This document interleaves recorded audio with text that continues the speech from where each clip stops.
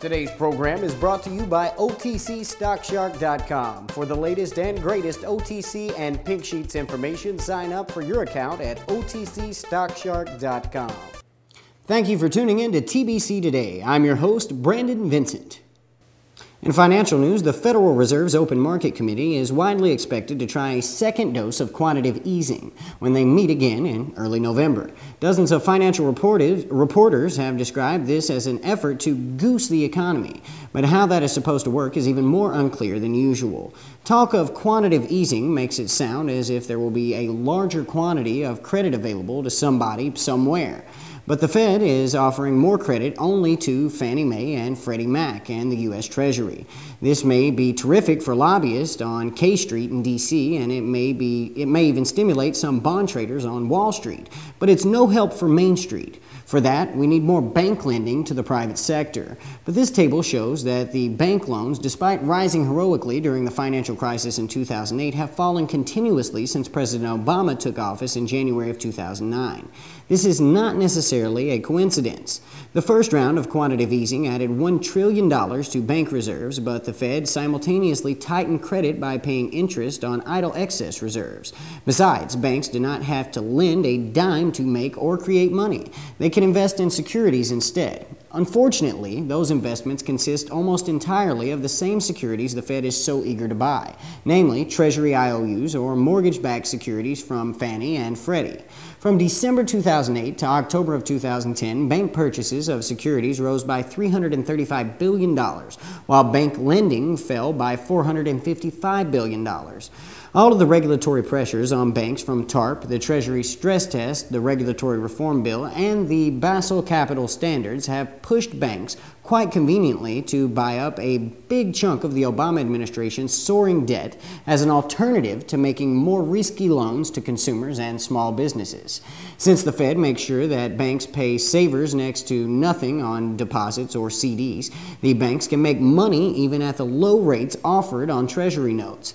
That makes the Fed and other regulators happy. So why lend? In 2009, bank investments in Treasury and agency securities rose by 15.9%, while loans and leases to the private sector fell by 10.3%. In 2010, bank purchases of Treasury and agency securities rose at 11.3% rate in the first quarter, 13.4% in the second, and 18.6% in the third. Would-be private borrowers are being shoved to the back of the line through a regulatory form of crowding out. So the next time you hear politicians or government officials complaining that banks are not lending enough to consumers or small businesses, just remind them that the banks are much too busy lending tens of billions of dollars to the U.S. government. In U.S. news, before the massive blowout of BP's Macondo oil well in the Gulf of Mexico, tests showed that cement Halliburton pumped down into the well could be unstable, according to a presidential commission studying the Deepwater Horizon spill. The chief counsel for the National Oil Spill Commission says in a letter that test results last spring should have raised questions about the cement used to seal BP's oil well. Halliburton was contracted by BP to cement the well. It blew out April 20th, killing 11 workers and eventually releasing more than 4 million barrels of oil into the water. BP has previously identified a faulty cement mix as a possible cause of the accident, but the company declined to comment on this latest development. A spokeswoman for Halliburton says the company is reviewing the commission's report. In international news, suspicious packages from Yemen intercepted in Dubai and England tested positive for explosives, according to President Obama addressing the nation Friday afternoon about what he now calls a credible terror threat. The president said the devices were possibly targeting Jewish community groups in the Chicago area. He vowed to enhance the screening of cargo planes in the U.S. An intelligence report that al-Qaeda in Yemen may have shipped an explosive device to Chicago led to an international search of cargo planes carrying packages to the United States from Yemen today. Authorities in Newark and Philadelphia searched UPS and FedEx cargo jets. U.S. fighter jets also escorted Emirates Air Flight 201 from Dubai into John F. Kennedy Airport in New York City this afternoon. According to a statement from NORAD, the plane was determined to be an aircraft of interest. American law enforcement officials said no explosive devices have been found thus far. If you have a structured settlement or annuity and are not sure if you should sell, then this free structured settlement guide from Client First is for you. Client First showed me how I could customize my settlement my way. This free guide shows you how to get a lump sum and keep your payments, get immediate cash in 48 hours, and much, much more. Now I'm able to buy a home and still keep my payments. Call the number on the screen today for your free Client First settlement guide. Get a lump sum and keep your payment. In entertainment news, soul singer James Phelps, who performed alongside Sam Cooke and had a hit in 1965 with Love is a Five-Letter Word, died in Los Angeles on October 26 from complications stemming from diabetes.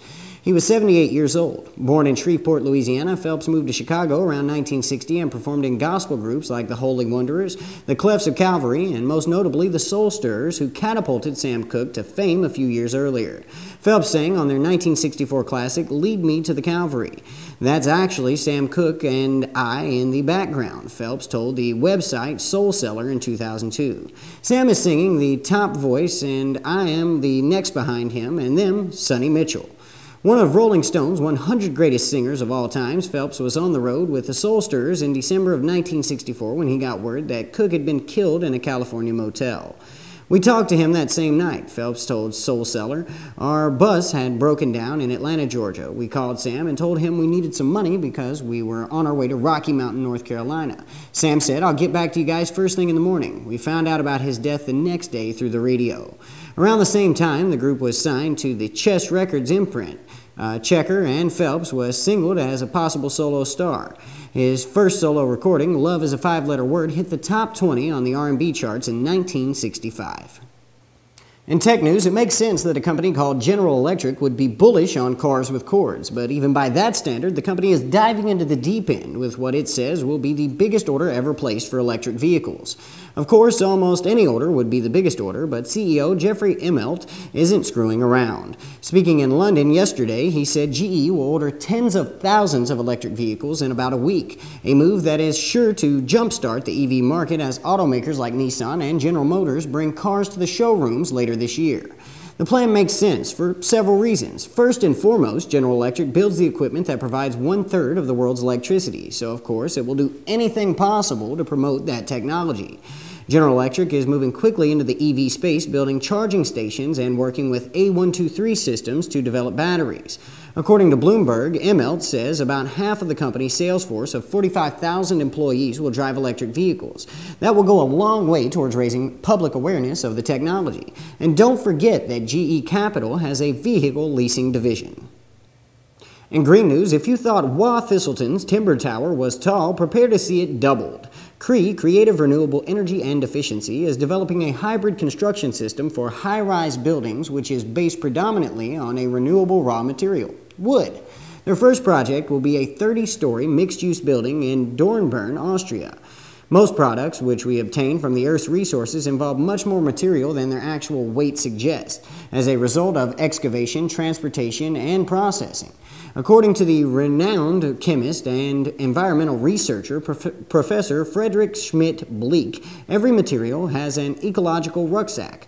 On average, 8 kilograms of rock and fossil fuels have to be removed from the earth in order to produce 1 kilogram of steel, 348 kilograms for 1 kilogram of copper, while a kilogram of aluminum actually weighs 37 kilograms. In addition, today's industrial community generates tremendous CO2 emissions. For these reasons, to use wood as the main component for high-rise buildings may at first sight appear unusual. However, advantages are obvious, for no other building material is produced with a similar regard for energy saving.